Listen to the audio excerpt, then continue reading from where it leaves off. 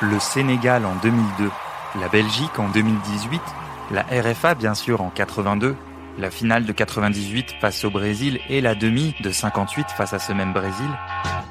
Ces matchs légendaires des Bleus en Coupe du Monde ont laissé plus qu'une trace. Ils ont installé un récit commun, une lecture admise de tous, un mythe.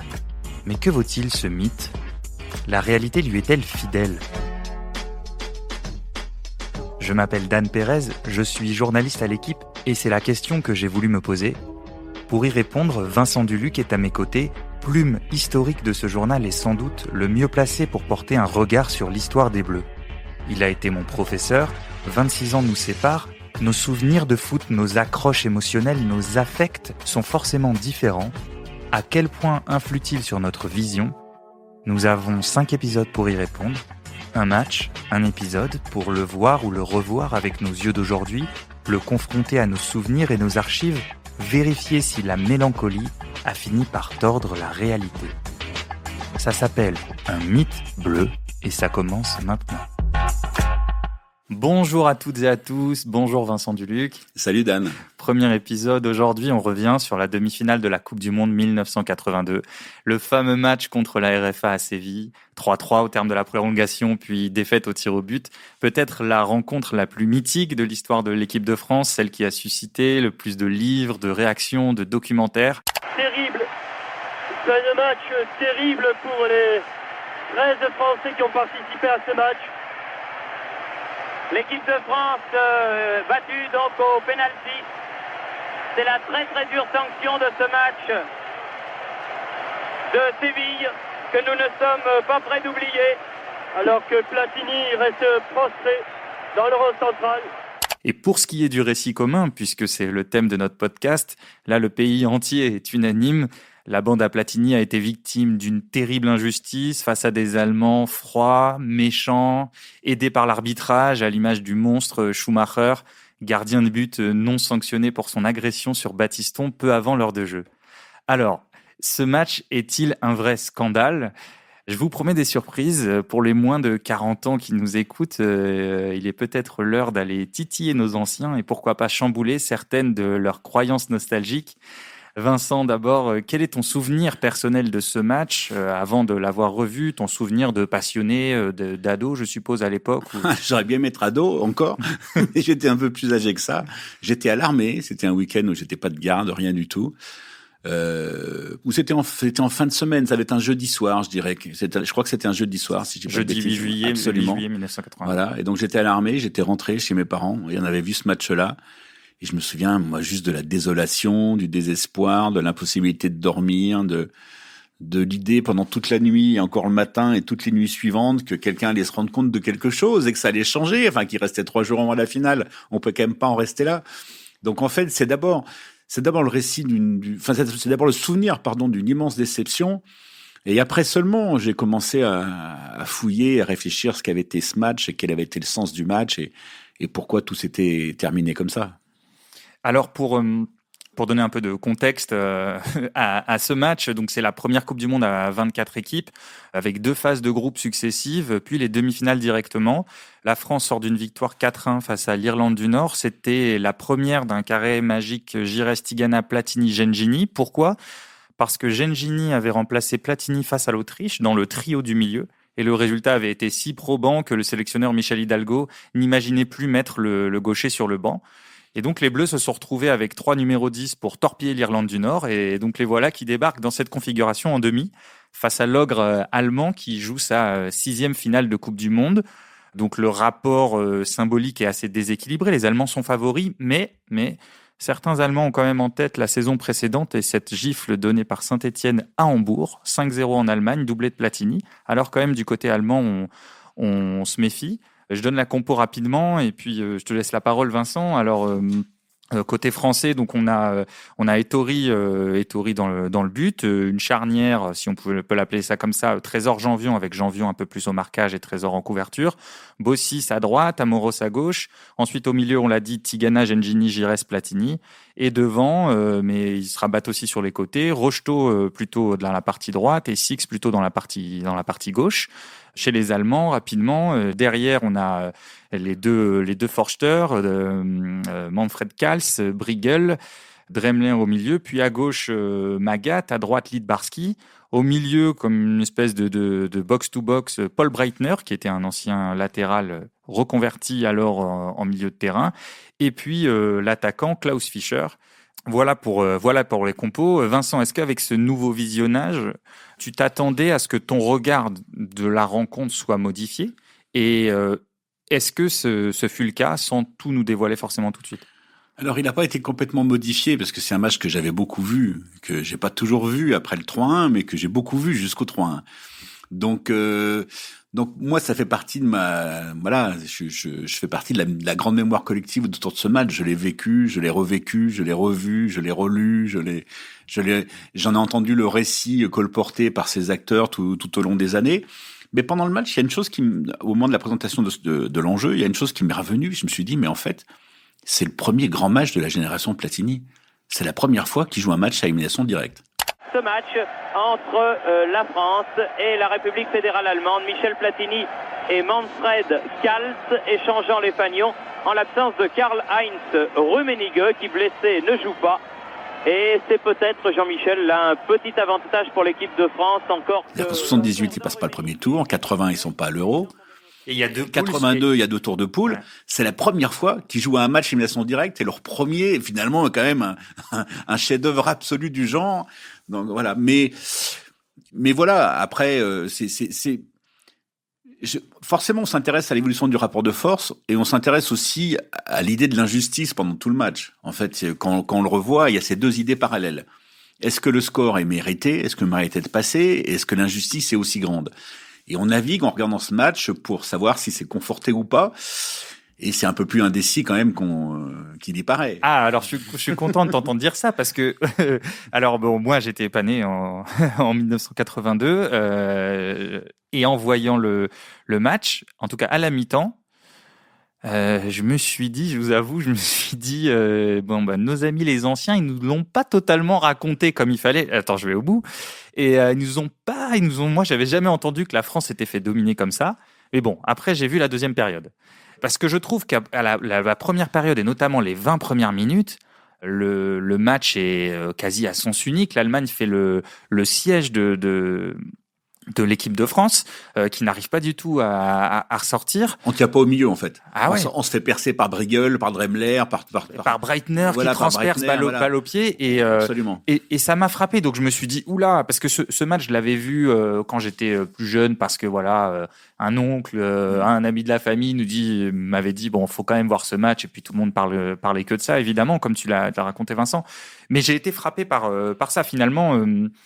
Même en deuxième mi-temps, où il y a plusieurs occasions, la France domine, mais tire quand même moins de fois depuis l'intérieur de la surface que l'Allemagne. Bon, j'ai compté. Donc c'est absolument loin d'être flagrant. Je note juste à la mi-temps le commentaire de Jean-Michel Larquet et de Thierry Roland, il est quand même assez clair. C'est-à-dire que voilà, peut-être que les Français sont un petit peu heureux de rentrer avec ce score nul, donc 1-1, but de Littbarski, puis but sur penalty de Michel Platini. D'ailleurs un penalty sympa. Et Jean-Michel Larquet dit les actions les plus dangereuses ont été côté allemand. Bon, le penalty sympa, je te trouve sévère parce qu'il y a une vraie faute sur Rocheteau. Quand même, Forster le prend avec le bras, l'empêche de passer devant lui. Quand il est Mais c'est un vrai penalty quand même. Ça se siffle. Mais disons que dans ce match, il y a tellement de choses qui ne seront pas sifflées parfois, mais des deux côtés, parce que c'est un match extrêmement agressif, de manière générale. Quand on le voit. Très haché, quand on le voit avec nos yeux modernes, on se dit, mais qu'est-ce qu'ils se mettent comme brin quand même, et des deux côtés, hein. Il y a un moment, Six, il met trois brins comme ça, en 25 secondes, en taclant comme un fou. C'est assez impressionnant. Mais en fait, je pense que quand on le regarde, on se dit, est-ce qu'on méritait vraiment de gagner? Et du coup, après, on se dit, est-ce que le rapport de force était vraiment autant en notre faveur? Mais il faut se replacer quand même dans la perspective de 82, qui était, les Allemands sont à peu près les rois du monde, et nous, on est personne. Nous, comme on est personne, la mythologie des années Platini, elle est pas née encore, hein. Elle est née à l'échelle française parce qu'on s'est qualifié en 81, encore au dernier moment, etc. Les Allemands, champions du monde 74, voilà. Vainqueurs de l'Euro en 80. Absolument. Voilà. Donc c'est eux les rois et nous on est personne. Donc en fait, tout ce match, il faudrait le revoir en se souvenant en se disant exactement ce qu'on se disait à l'époque, à savoir, si on gagne, c'est un exploit. Donc, si on gagne, c'est un exploit, c'est pas tout à fait le même raisonnement que est-ce qu'on méritait de gagner en fonction du rapport de force. Absolument, c'est sûr que de ce point de vue-là, il y a match quand même. Voilà. Il y a match et on sent que même si je pense que l'Allemagne est la meilleure équipe, mais c'est pas surprenant par rapport à ce que tu viens de décrire. C'est clair que sur ce plan-là, il y a match. Après, j'ai aussi, pour ajouter à ce que tu dis, je pense que le sentiment de regret, il est à la fois en regardant le rapport de force au départ, et puis évidemment l'évolution du score. Mais malgré tout, tu vois, à la fin du match, ils disent encore, on peut tirer un grand coup de chapeau à Jean-Luc Ettori, qui fait un grand match et certainement responsable de ce 1-1 à la fin du temps réglementaire. Il a été sous le feu des critiques. Aujourd'hui, il tient sa revanche. Voilà, Thierry Roland dit ça parce que Jean-Luc Ettori, avant le match, il était assez contesté, c'est ça? Mais en fait, le problème de cette année-là, et moi j'en avais parlé avec Michel Hidalgo un jour, il m'avait dit, mais le problème c'est que Joël Batz est arrivé trop tard. On n'avait pas de gardien à ce moment-là. Jean-Luc Ettori, c'était trop tôt pour lui. Ça a été un très bon gardien, mais c'est des années où il était encore pas prêt. C'était un jeune gardien. À la limite, ses 20 meilleures années, c'était ensuite. Ou en tout cas, ses 15. La doublure, c'était Castaneda. Mais Castaneda, ça n'a jamais été un grand gardien, il faut quand même dire les choses. Et celui qui aurait pu être titulaire, c'est Dominique Baratelli. Mais c'était pas non plus un gardien de niveau mondial ou de niveau européen. Donc il manquait un gardien. Et sa demi-finale à Jean-Luc Ettori a sûrement été son match le moins décevant. Il arrête un tir au but, il fait quand même quelques arrêts. Alors évidemment, sur le but du 3-2, du 3-3, on se dit, il bouge pas, il fait rien, qu'est-ce qui se passe? Mais dans ses sorties, à chaque fois qu'il sort de sa ligne. Mais il fait 1m73. Non, mais même, alors, oui. Dans ses sorties aériennes, et puis aussi dans les sorties, tu vois, presque au sol, mais loin de sa ligne. Oui, mais sur le premier but, par exemple, il sort vachement bien dans les pieds, il peut pas grand-chose, quoi. Il se relève, voilà, il fait l'arrêt qu'il faut, après, il y a pas de chance, voilà, mais donc, ça joue un peu sur le gardien. Mais je trouve que, quand on regarde ce match, moi, je peux pas m'empêcher d'attendre les deux basculements majeurs, qui sont la faute sur Patrick Battiston. Et là, c'est un truc sur lequel on revoit ça avec les yeux d'aujourd'hui. Je parle pas de la faute. C'est ce fait qu'il n'y ait pas de milieu de terrain sur sur la feuille de match. J'allais t'emmener là-dessus. C'est un point central de la revision de ce match. Alors, revenons là-dessus, Vincent. Merci beaucoup pour la transition. La dernière demi-finale des Bleus, donc la seule demi-finale des Bleus à la Coupe du Monde, en 58, il y avait déjà eu une histoire de coaching et de remplaçants, mais ça fera l'objet d'un autre épisode de Mythe Bleu. Les remplacements n'étaient pas autorisés. Exactement, justement, mais ça fera l'objet d'un autre épisode. Et donc, il y a un des sujets majeurs de ce match, c'est la question des remplaçants, du nombre de remplacements autorisés et des remplaçants qui ont été choisis par Michel Hidalgo sur le banc, parce qu'à l'époque, vous ne pouviez pas mettre l'ensemble du groupe. Là maintenant, si vous avez 23 joueurs, alors à 26, ils doivent en mettre 3 en tribune quand même. Maintenant, plus à la Coupe du Monde, plus à la Coupe du Monde de 2022. Voilà, pour la prochaine. Mais à l'Euro, c'était 23, effectivement. Exactement, mais jusqu'à avant l'Euro, vous pouviez, en tout cas ces dernières compétitions, vous pouviez mettre tous vos remplaçants sur le banc. Sauf que là, qu'est-ce qui se passe? Donc on a décrit le milieu de terrain. Gengini, en première mi-temps, donc Gengini se blesse. Ouais, il se fait démonter un peu, quoi. Il y a une action, on voit qu'il se fait démonter et on suppose que c'est ça qu'il fait. Voilà, il y a des coups, le match est très haché, mais bon, en tout cas, il se blesse pas sur quelque chose qui aurait mérité un carton rouge ou c'est juste sur du jeu un peu dur. Il sort et il est donc remplacé par Patrick Battiston. Alors pourquoi? Donc il y a 4 milieux de terrain sur la pelouse. Patrick Battiston n'est pas un milieu de terrain. Il y a 16 joueurs seulement sur la feuille de match, 5 remplaçants, un gardien. Il reste donc 5 joueurs de champ. Donc les remplaçants.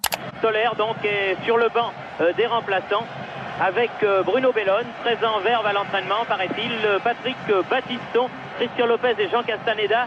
Parenthèse, Soler, c'est le seul match de la Coupe du Monde qui ne débute pas. Et donc Vincent, là, parmi les 4 noms qu'on a cités, Battiston, Lopez, Soler et Bellone. Battiston est arrière droit ou défenseur central. Lopez est purement libéraux.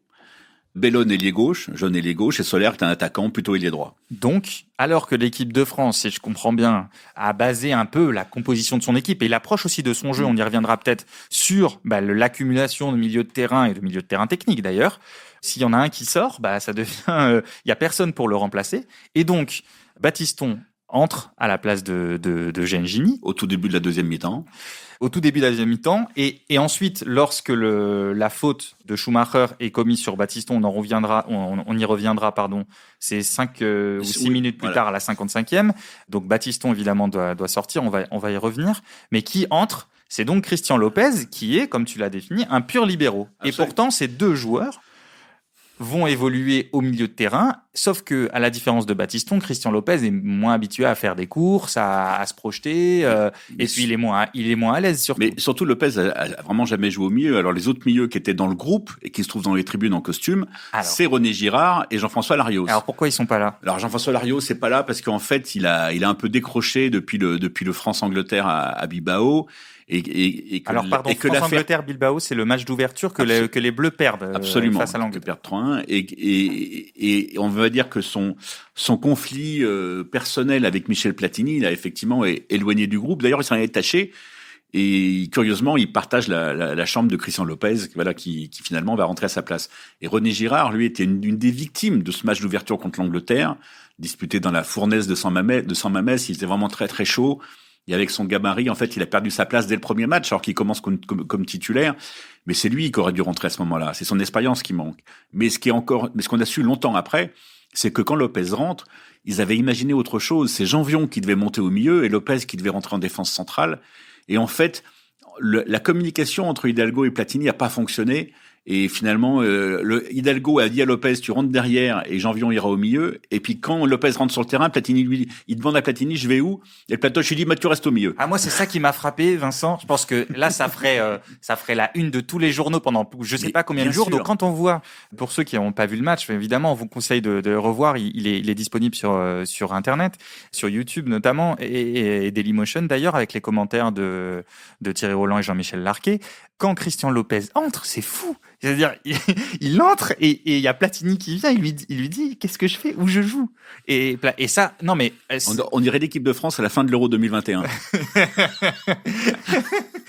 Et il y en a eu d'autres, des exemples comme ça. Mais ça, c'est assez frappant. Et évidemment, c'est Platini qui a le dernier mot, visiblement. Puisque de ce qu'on voit, Lopez, effectivement, s'insère bien au milieu. Alors que Janvion, et même Trésor, mais Janvion, on peut en parler. Moi, j'ai été frappé aussi par la qualité technique des défenseurs. C'est extraordinaire. Bossis fait un match immense. Bossis fait un match immense aussi dans l'impact. Absolument. Mais moi, j'ai été frappé par la qualité technique. Alors certes, c'est un match où les blocs sont assez étirés parce qu'il y a beaucoup de, il y a beaucoup de libre interprétation donnée aux joueurs. D'ailleurs, Platini dira que c'est le dernier match de l'insouciance tactique. Il le dira notamment pour la gestion du 3-1, mais aussi pour la manière de jouer. Moi, je trouvais que les milieux de terrain se déplaçaient un peu. Les positions sont pas figées. Non, c'est une époque encore où on court presque plus avec le ballon que sans le ballon. Et en fait, il reste beaucoup d'espace. Il faut considérer en plus qu'on est à Séville au mois de juillet, que l'atmosphère est super humide, qu'il doit faire encore 35 degrés.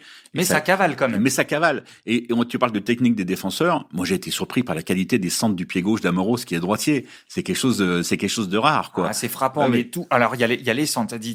T'as Bossis, son explosivité dans les duels, sa manière de jaillir, puis ensuite de conduire le ballon, de venir s'insérer au milieu. Et puis les conduites de balles des deux défenseurs centraux. Vous avez Trésor et Janvion. Ils s'insèrent constamment au milieu. Dès qu'il y a un espace, ils vont l'attaquer balle au pied.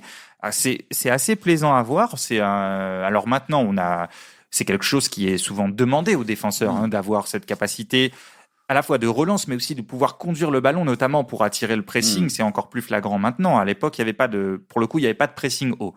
C'est assez clair un petit peu les Allemands. Les Allemands, mais je parlais des Bleus. Non, les Bleus pas du tout. Les Bleus, quand il n'y a pas sans retrait, ils se replient. Les Bleus, non. Mais les Allemands le font un peu. Et c'est cette capacité technique qui permet à l'équipe de France de s'en sortir. Souvent, on voit du jeu à 3, du jeu à une touche, du jeu c'est vraiment intéressant. Ouais, c'est pour ça que, voilà, moi, j'avais quand même une petite crainte. Certes, tu veux dire sur le rythme du jeu, tu t'es dit, c'est un match il y a 40 ans et ça va être moyen. Exact. Ou ça va être difficile avec nos yeux d'aujourd'hui, tu vois. Et c'est pas le cas. C'est pas le cas. Je suis d'accord avec toi. Moi, j'ai vu le match, je me disais, mais il y a 40 ans, on jouait déjà comme ça. Et c'est impressionnant. Alors après, oui, ce qui fait la plus grande différence sur l'approche foot, je crois que c'est la question de la structure. C'est-à-dire que c'est vraiment un match qui n'est pas du tout structuré tactiquement, au sens où il y aurait des coulissements de zone très nets, ou le sens où il y aurait toujours des blocs compacts, etc. C'est aussi lié en partie au marquage individuel, où parfois il y a un joueur qui va suivre le déplacement de son vis-à-vis, parfois très très loin de sa zone, donc ensuite à la récupération, c'est un peu, c'est pas toujours très net en termes de structure. Moi, je trouve que c'est la plus grande différence avec aujourd'hui. Je sais pas ce que t'en penses. Si, mais on va dire qu'au niveau de l'équipe de France, l'idée même du carré magique, ça encourage pas la structure.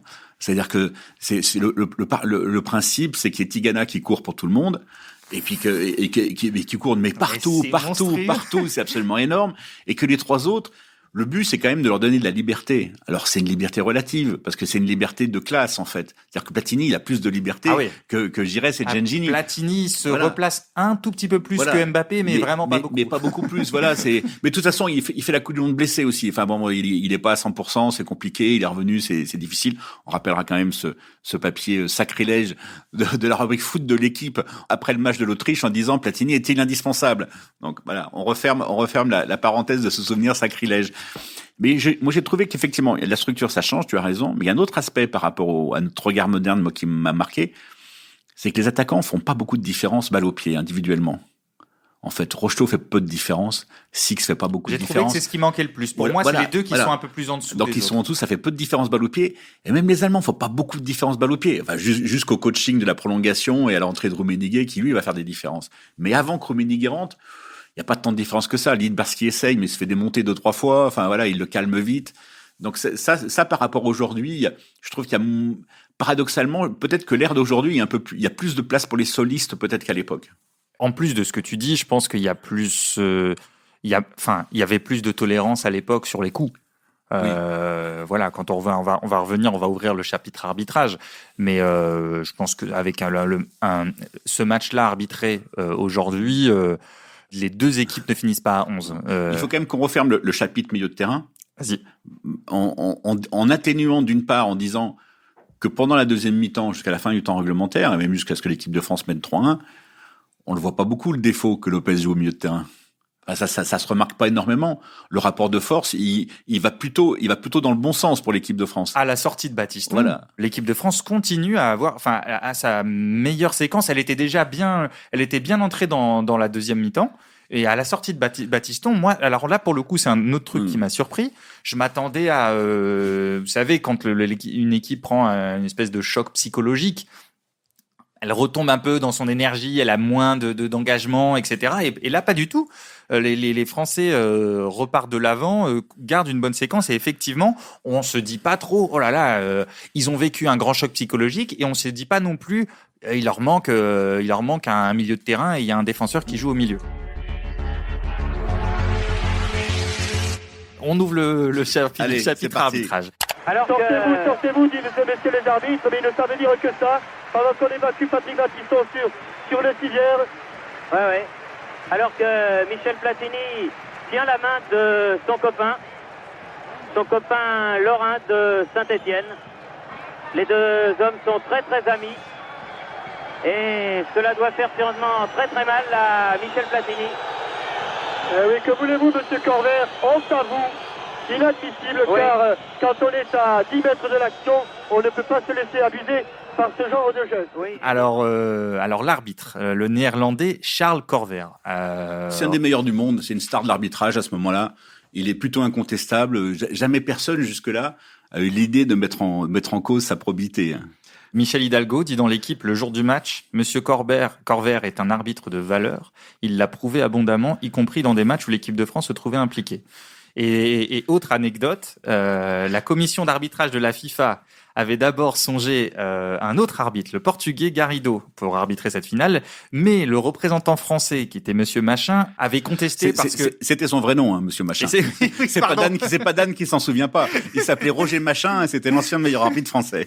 Et en fait, le portugais qui avait été désigné était l'arbitre du France-Angleterre dont on vous a parlé de le premier match de la Coupe du Monde, donc la défaite 3-1. Donc il a demandé un changement et c'est Roger Machin, donc le fameux représentant français, qui propose lui-même le néerlandais Charles Corver, qui a, comme tu le disais Vincent, une excellente réputation à l'époque. D'ailleurs, en fin de première mi-temps, à un moment, il se trompe une ou deux fois sur un corner, etc. Et je crois qu'il y a Jean-Michel Larquet qui dit « Bon, M. Corver s'est trompé, mais il va se reprendre. » Et on est 10 minutes avant l'affaire Battiston. Voilà. Alors l'affaire Battiston, non, la faute et le choc, la collision. Donc, pour les plus jeunes qui ne sont pas au courant, donc à la 55e minute, Michel Platini, après une récupération encore de Bossis, Michel Platini envoie un ballon sublime par-dessus en profondeur, donc pour la course de Battiston. Et Schumacher qui commençait à chauffer un peu, avec Six notamment, avec Amoros deux fois. Oui, Schumacher, donc le gardien de l'équipe d'Allemagne, qui au moment de récupérer des balles anodines fait exprès de poursuivre sa course pour aller mettre un petit coup de coude. Il l'a fait 2 fois, donc on sentait qu'il était bien excité, bien nerveux. Il avait très envie de jouer l'intox et l'intimidation. Et donc, il sort sur Battiston et il sort... Alors non, on va dire comment ça se passe pendant l'action. On est obligé de le dire parce que pendant l'action, tout le monde regarde le ballon. Parce que Patrick Battiston joue le ballon, donc essaye... En même temps qu'il sent en fait l'arrivée de Schumacher, donc il met quand même son pied, mais le ballon... est assez lent et rebondit en fait vers le but et on ne sait pas encore s'il sera cadré, il finira hors du but, mais tout le monde regarde ça et quand je dis tout le monde, c'est-à-dire l'arbitre, les joueurs qui le confirmeront après, nous devant la télé et les commentateurs. Oui, absolument. Effectivement, ça, le choc, il apparaît pas complètement à la première vision à la télé, puisqu'effectivement la télé suit le ballon qui va rouler lentement à côté du but. Le premier suspense, c'est il y a l'occasion pour la France, est-ce qu'il y a but? Non, il y a pas but. Et après seulement, on voit Patrick Battiston quasi inanimé au sol, et là on voit le ralenti, et là on prend la mesure de ce qui s'est passé. Tu dis que l'arbitre a regardé le ballon lui aussi. Quand on regarde le ralenti de l'image de derrière le but, on voit quand même que l'arbitre est face à l'action et qu'il a une perspective complètement ouverte. Il a vu ce qui s'était passé. Moi, c'est ça qui me dérange, pas par rapport à son honnêteté, par rapport à sa décision. J'ai pas de doute sur son honnêteté. Enfin voilà. Mais par rapport à sa décision, c'est ça qui me dérange, c'est qu'il est face à l'action. Il n'y a pas de joueur au milieu parce que c'est un ballon en profondeur. Voilà, le milieu est pas occupé et il voit exactement ce qui se passe. Je pense qu'il a vu le choc. Après, peut-être qu'il a pensé que le choc était arrivé au même moment, dans le même élan, et qu'il n'y avait pas de retard mais au-delà du fait que Battiston est arrivé au premier sur le ballon, qu'il était dans la surface, parce que ça c'est essentiel dans la réflexion, qu'il était dans la surface et que en retard, Schumacher l'a percuté, c'est pas seulement une mauvaise gestion de la profondeur par Schumacher, c'est quand même une véritable agression. En fait, c'est ça qui choque. Lui il niera toujours, Schumacher. Oui, ouais, enfin, il n'ira toujours. En tout cas, j'ai la même impression que toi quand on voit l'attitude qu'il a eue avant, en fait. Oui, mais ce soir-là, il dit, mais de toute façon, moi, je lui paierai un dentier, il y a pas de problème. Enfin, bref, il a été cynique pendant un moment avec ça, quand même. Mais en fait, donc, il y a 2 échelles dans le scandale qu'on reçoit, nous, témoins directs à l'époque, qu'on ressent, pardon. C'est il y a pas penalty, alors qu'il est dans la surface et qu'il a mal géré la profondeur et qu'il y a faute, évidemment. Et 2, il y a pas carton rouge, alors que c'est une agression invraisemblable. En fait, c'est cette double injustice qui va rester sur cette action. Alors, c'est maintenant que je t'embête. Enfin, non, mais je dis ça, c'est pour justement... 40 ans après, c'est important de juger ça avec les yeux d'aujourd'hui. Non, mais justement, déjà, il faut savoir, bon, les joueurs, même Platini le dira, il dira, on a tous été un peu étonnés de voir Patrick par terre. On n'a pas réagi immédiatement, ni envers Schumacher, ni envers l'arbitre, parce qu'on avait regardé la balle. C'est après qu'on a vu. Donc ça, c'est la première chose. Et moi, je me suis dit très clairement qu'il y avait faute, mais qu'on le voyait surtout. Bon, alors j'étais préparé à voir l'action, on l'a vu plein de fois, donc il y a un biais. En revanche, je suis allé voir ce qu'on en disait le lendemain. Et là, c'est intéressant.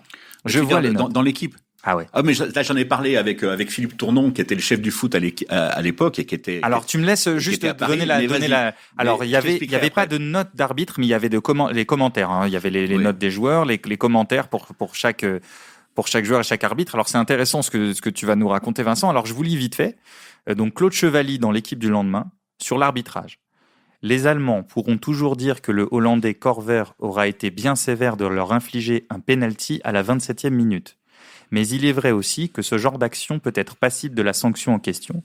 Hormis cela, on peut dire que M. Korver tint bien son monde en main dans un match rendu difficile par l'enjeu et qui entrera dans la légende française. Donc on n'a pas une seule mention, ni d'un arbitre qui aurait été partisan, ni d'un arbitre qui aurait volé le match, et on n'a même pas mention de l'épisode Battiston. C'est quand même frappant. Et c'est parce que tu juges ça avec les yeux d'aujourd'hui. Alors justement, avec notre organisation d'aujourd'hui, avec le fait qu'il y ait des écrans aujourd'hui en tribune de presse, avec le fait qu'on soit sans arrêt au téléphone avec le journal avec des relecteurs qu'on a envoyés spécial pour confronter notre avis. Parce que sur place, ils n'ont pas les ralentis. Mais sur place, ils n'ont pas d'écran, ils n'ont rien du tout. Mais ça veut bien dire qu'ils sont au cœur du match. Non, mais il y a deux choses. Un, ils n'ont pas les ralentis. Deux, ils partagent les téléphones pour envoyer les papiers au sténo. Ils n'ont pas un téléphone chacun. Hein. Oui, et donc les soutiers, c'est-à-dire que ceux qui font pas les éditos et le papier généraux, les soutiers de la rubrique, ils sont obligés de téléphoner et d'écrire leur papier pendant que le match se joue. Et pendant que le match se joue, ils le voient pas vraiment. Donc c'est vraiment la limite du traitement du foot en nocturne à l'époque. Claude Chevalier, je dis pas qu'il a pas vu le match, je dis qu'il a écrit pendant que le match se jouait. Et que, si ça se trouve, il a même pas vu l'action de Battiston. Alors, j'ai une deuxième balle dans mon chargeur, Vincent. Le surlendemain. Non, mais juste pour revenir sur ça, je trouve ça quand même intéressant parce que c'est aussi ça le foot, c'est qu'on construit, et c'est pour ça qu'on fait ce podcast, on construit aussi un récit, on construit un regard sur le match au fil des semaines, des mois, des années qui suivent les matchs parfois, et parfois le lendemain, on prend pas forcément la mesure de ce qui a pu être clé dans un match. Je t'assure qu'en tant que téléspectateur, cette dimension-là, je l'ai pas trouvée dans l'équipe le lendemain, mais en revanche, je l'ai vraiment je l'ai ressenti sur place. L'autre truc qu'il faut dire pour l'équipe, c'est que le match s'est fini tellement tard que de toute façon, ils ont pas pu traiter le match puisque le célèbre titre fabuleux, il avait été fait pour les premières éditions alors que le match n'était pas fini, il avait été gardé pour les éditions suivantes. Juste avant de te proposer ma deuxième balle, je veux juste dire que pour revenir à nos commentateurs, Larquet et Roland, à la fin du match, ils disent que les Bleus peuvent être fiers, mais pas de mention non plus. Pas de mention de cette action. C'est-à-dire qu'à la fin du match, à la fin des pénaux, pas de mention de cet épisode qui, pourtant, pour nous, aujourd'hui, est l'épisode central de ce match. Donc, ma deuxième balle est la suivante.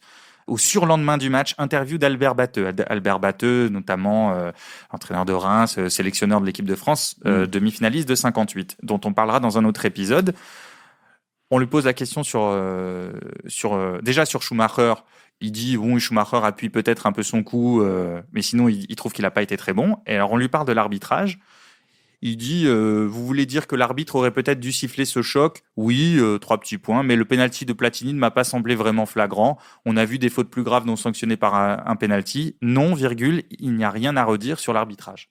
C'est quand même intéressant. Là, on est à J+2. Oui, mais c'est intéressant. Tu proposes deux réactions isolées par rapport à une perception générale. Il faut dire aussi que dans le journal à J+2, il n'y a pas 3 pages sur Schumacher-Battiston. Il y a effectivement une espèce d'encart où Schumacher se fait allumer. Vous êtes un petit, un minable, c'est clair. Mais cette phrase de Batteux, je l'ai pas isolée comme ça parce que je cherchais absolument quelque chose pour contredire. Je trouve ça intéressant. Notamment parce que elle est pas contradictoire avec tout ce qui se récite autour du match, même à J+2. Et ça, moi, ça m'a frappé. Alors que même quand je vois le match, je pense que c'est un moment important. Pour le coup, ce qui me choque comme témoin de l'époque, enfin comme le fait que le mec qui a regardé en direct et qu'on a été déçu, c'est de proposer un récit alternatif où la sortie aurait été normale en fait, quasiment, où ça serait pas une injustice et où ça serait pas une erreur d'arbitrage. Et moi, ça me choque qu'on puisse proposer un récit où on dit, mais non, c'était pas une erreur d'arbitrage. Si, c'était une erreur d'arbitrage. Après, est-ce que c'est à cause de ça que l'équipe de France n'est pas en finale de la Coupe du Monde? C'est une autre question.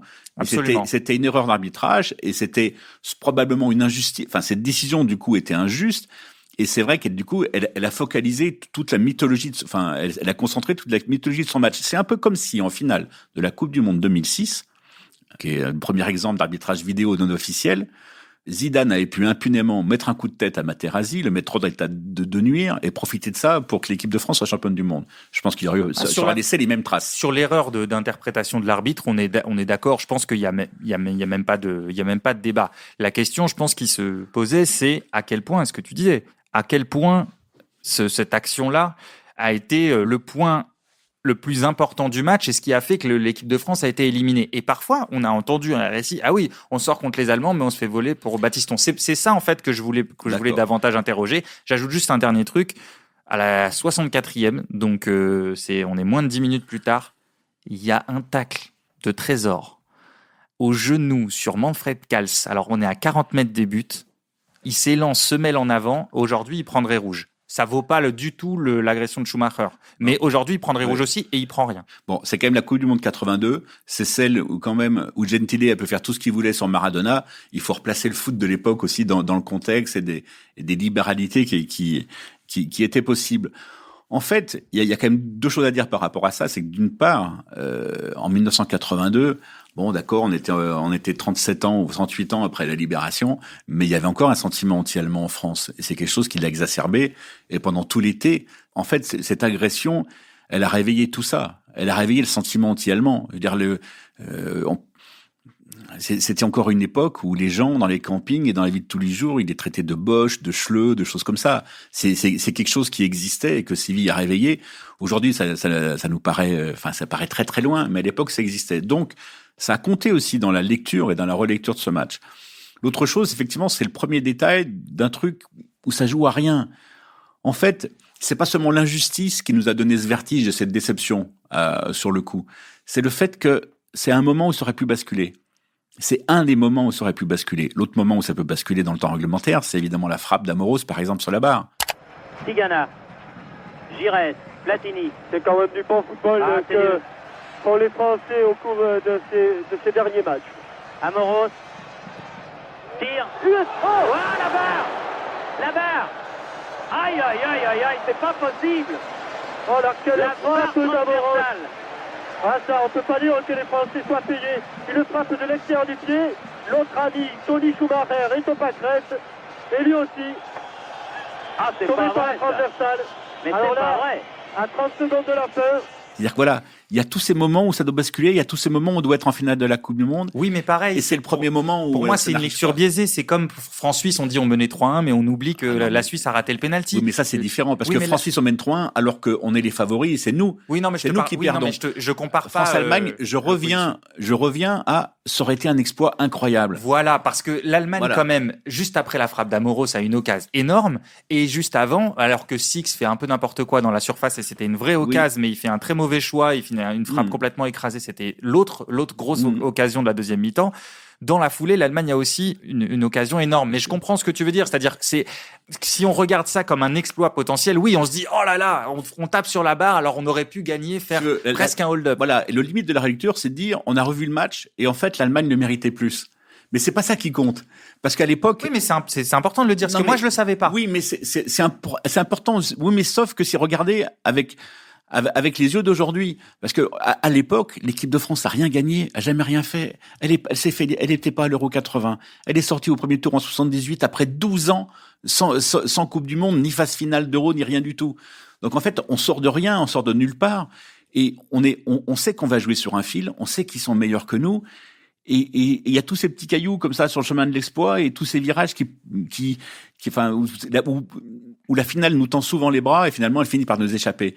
Mais effectivement, évoquer le rapport de force, on l'a jamais fait parce que ça rentre pas dans la construction de cette mythologie-là. T'as totalement raison, mais moi, en tant que passionné de foot, lecteur assidu de l'équipe de France Foot, où pour plusieurs anniversaires, on est revenu sur ce match, il me manquait ça.